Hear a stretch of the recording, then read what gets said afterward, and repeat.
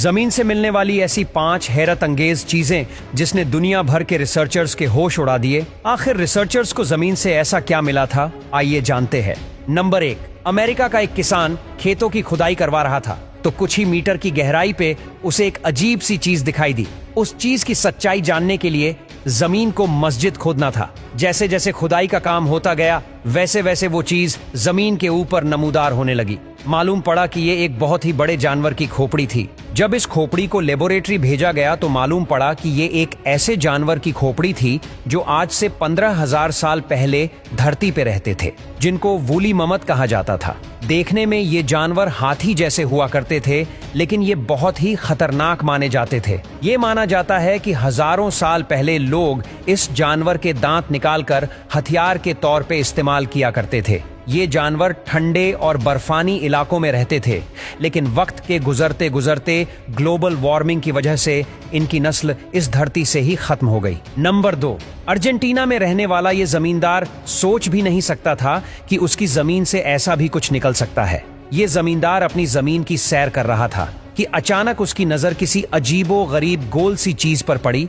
जो देखने में तो किसी डायनासोर के अंडे की तरह लग रहा था, लेकिन सच्चाई इससे भी ज्यादा दिलचस्प थी। किसान ने जब ये अनोखी चीज देखी तो उससे रहा नहीं गया और उसने जमीन खोदना शुरू कर दी। ये अनोखी चीज 3 फीट जमीन में ढंसी हुई थी, जिसको काफी मेहनत करके निकाला गया। जब रिसर्चर्स तक ये बात पहुंची तो पता चला कि ये कोई डायनासोर का अंडा नहीं, बल्कि 10,000 साल पुराने एक जानवर के जिस्म का एक हिस्सा था जिसे शैल कहा जाता है, और ये हिस्सा जानवर अपने डिफेंस के लिए इस्तेमाल करते हैं। हैरत की बात तो ये है कि इतने साल गुजर जाने के बावजूद भी इसकी मजबूती में कोई खास फर्क नहीं आया था और इनको ग्लेप्टोडोन कहा जाता था। इस शैल का जब वजन किया गया तो मालूम पड़ा कि ये 1100 किलो वजनी है।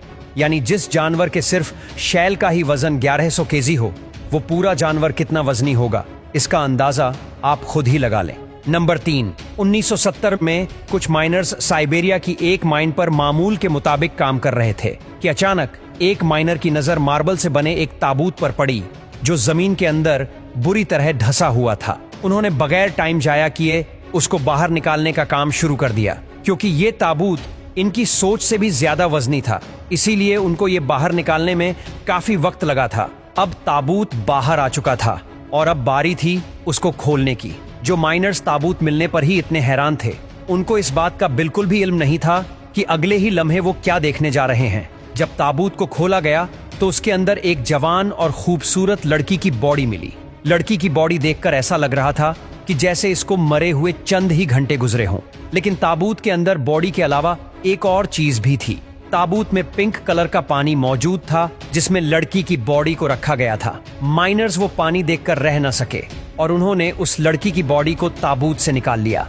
जैसे ही बॉडी को ताबूत से निकाला गया उसी वक्त बॉडी गलना शुरू हो गई।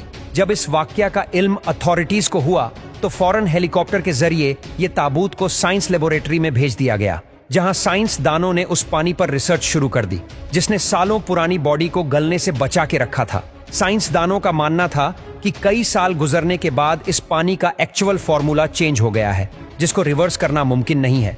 लेकिन एक बात तो कंफर्म है कि जिस जमाने की ये बॉडी थी उस वक्त लोग आज के दौर से काफी ज्यादा इंटेलिजेंट थे।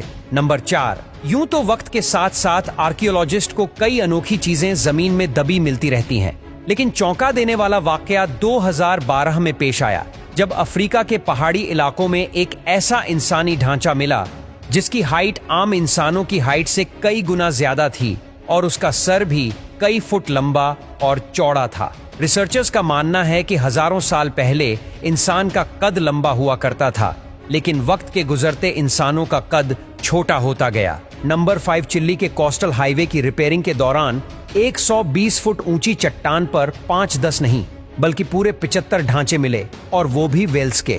वर्कर्स को ये समझ नहीं आ रहा था कि रेगिस्तान के बीचों बीच, जहां से समंदर भी काफी दूर था, वहां एक ही वक्त में 75 बड़ी बड़ी वेल्स के स्केलेटन क्या कर रहे हैं। आखिरकार जब बात आर्कियोलॉजिस्ट तक पहुंची तो इन्वेस्टिगेशन शुरू हो गई, जिसमें यह मालूम पड़ा कि ये वेल्स के ढांचे 20 लाख से 70 लाख साल पुराने हैं।